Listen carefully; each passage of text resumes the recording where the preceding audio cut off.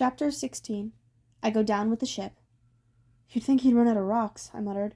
Swim for it, Grover said. He and Clarice plunged into the surf. Annabeth hung on to Clarice's neck and tried to paddle with one hand, the wet fleece weighing her down. But the monster's attention wasn't on the fleece. You, young Cyclops, Polyphemus roared. Traitor to your kind! Tyson froze. Don't listen to him, I pleaded. Come on! I pulled Tyson's arm, but I might as well have been pulling a mountain. He turned and faced the older Cyclops. I am not a traitor. You serve mortals, Polyphemus shouted. Thieving humans! Polyphemus threw his first boulder. Tyson swatted it aside with his fist. Not a traitor, Tyson said, and you are not my kind. Death or victory! Polyphemus charged into the surf, but his foot was still wounded. He immediately stumbled and fell on his face. That would have been funny, except he started to get up again, spitting salt water and growling. Percy! Clarice yelled. Come on! They were almost to the ship with the fleece. If I could just keep the monster distracted a little longer. Go, Tyson told me. I will hold Big Ugly. No, he'll kill you. I'd already lost Tyson once. I wasn't going to lose him again. We'll fight him together. Together, Tyson agreed. I drew my sword. Polyphemus advanced carefully, limping worse than ever, but there was nothing wrong with his throwing arm. He chucked the second boulder. I dove to one side, but I still would have been squashed if Tyson's fist hadn't blasted the rock to rubble. I willed the sea to rise. A 20-foot wave surged up, lifting me on its crest. I rowed towards the Cyclops and kicked him in the eye, leaping over his head as the water blasted him to the beach. Destroy you, Polyphemus spluttered. Fleece stealer! You stole the fleece, I yelled. You've been using it to lure satyrs to their deaths. So? Satyrs good eating. The fleece should be used to heal. It belongs to the children of the gods. I am a child of the gods. Polyphemus swiped at me, but I sidestepped. Father Poseidon, curse this thief! He was blinking hard now, like he could barely see, and I realized he was targeting by the sound of my voice. Poseidon won't curse me, I said, backing up as the Cyclops grabbed air. I'm his son, too. He won't play favorites. Polyphemus roared. He ripped an olive tree out of the side of the cliff and smashed it where I'd been standing a moment before. Humans not the same. Nasty, tricky, lying. Grover was helping Annabeth aboard the ship. Clarice was waving frantically at me, telling me to come on. Tyson worked his way around Polyphemus, trying to get behind him. Young one, the older Cyclops called. Where are you? Help me! Tyson stopped. You weren't raised right, Polyphemus wailed, shaking his olive tree club. Poor orphan brother, help me! No one moved. No sound but the ocean and my own heartbeat. Then Tyson stepped forward, raising his hands defensively. Don't fight, Cyclops brother. Put down the... Polyphemus swung towards his voice. Tyson! I shouted. The tree struck him with such force it would have flattened me to a Percy pizza with extra olives. Tyson flew backwards, plowing a trench in the sand. Polyphemus charged after him, but I shouted, No! And lunged as far as I could with Riptide. I'd hoped to sting Polyphemus in the back of the thigh, but I managed to leap a little bit higher.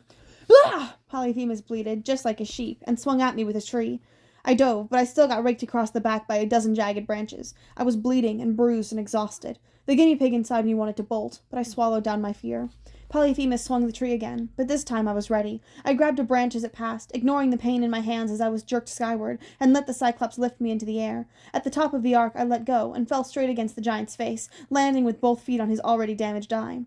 Polyphemus yowled in pain. Tyson tackled him, pulling him down. I landed next to them, sword in hand, within striking distance of the monster's heart, but I locked eyes with Tyson, and I knew I couldn't do it. It just wasn't right. Let him go, I told Tyson. Run.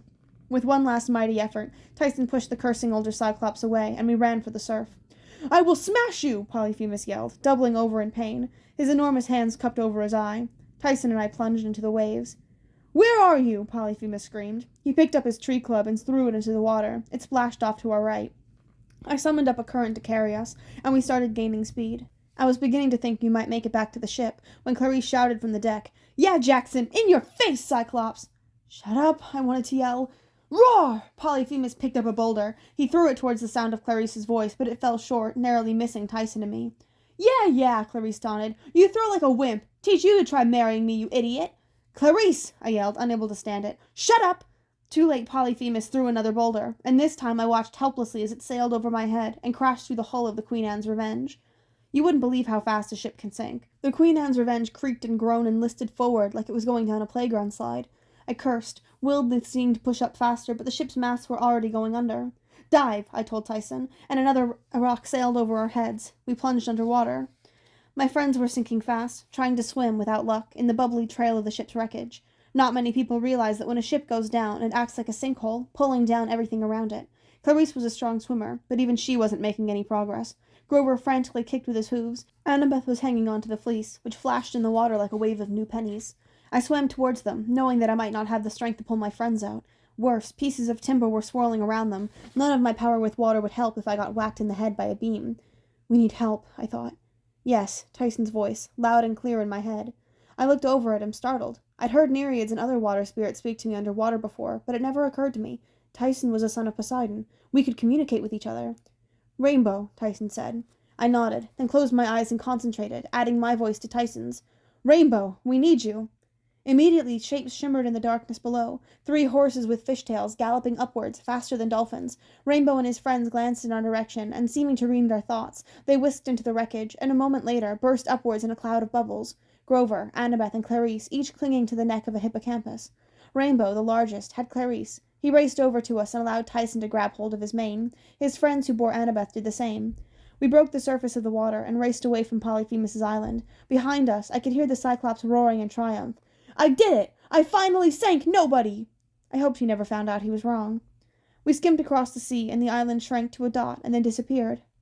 Did it, Annabeth muttered in exhaustion. She slumped against the neck of the hippocampus and instantly fell asleep. I didn't know how far the hippocampi could take us. I didn't know where we were going. I just propped up Annabeth so she wouldn't fall off, covered her in the golden fleece that we'd been through so much to get, and said a silent prayer of thanks. Which reminded me, I still owed the gods a debt. You're a genius, I told Annabeth quietly. Then I put my head against the fleece, and before I knew it, I was asleep too.